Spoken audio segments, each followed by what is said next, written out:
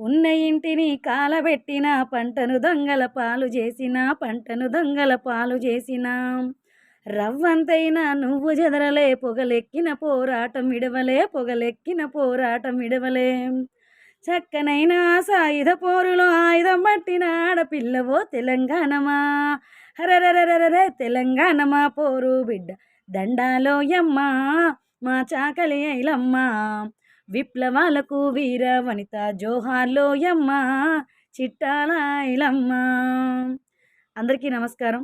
మరి రేపు అమ్మ 39వ వర్ధంతి వేడుకలను ప్రభుత్వం అధికారికంగా ప్రకటిస్తూ ఘనంగా జరుపుకుంటున్న సందర్భంగా సంతోషాన్ని వ్యక్తం చేస్తూ చిట్టాల ఐలమ్మ మునిమన్మరాలుగా సట్ల అంజలి మహిళా ఐక్యవేదిక స్టేట్ ప్రెసిడెంట్.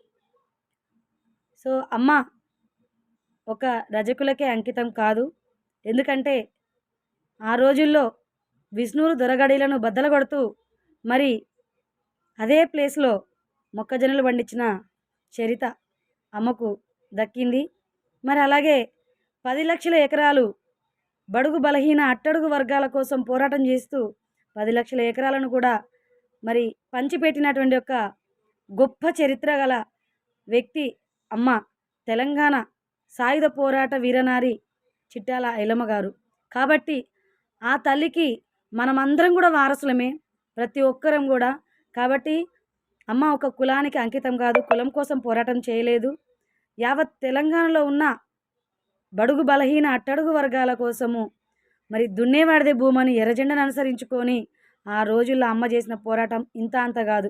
ఎందుకంటే అమ్మ అక్షరాస్యత కలిగిన వ్యక్తి కాదు, నిరక్షరాస్యురాలు అయినప్పటికీ కూడా తెగువతో మగువగా నిలిచి ఈరోజు ఒక తెలంగాణకే అంకితం చేయకుండా యావత్ తెలంగాణకే కాకుండా యావత్ ప్రపంచానికి కూడా అమ్మ మహిళలకు ఆదర్శంగా నిలిచి తన పోరాటాన్ని చరిత్రలోకి ఎక్కి పాఠ్యాంశ పుస్తకాల్లో కూడా ప్రచురింపబడుతున్నటువంటి ఒక గొప్ప వీరనారి చిట్టాల ఐలమ్మ గారు. కాబట్టి ఒక కులానికే దయచేసి అంకితం చేయకండి.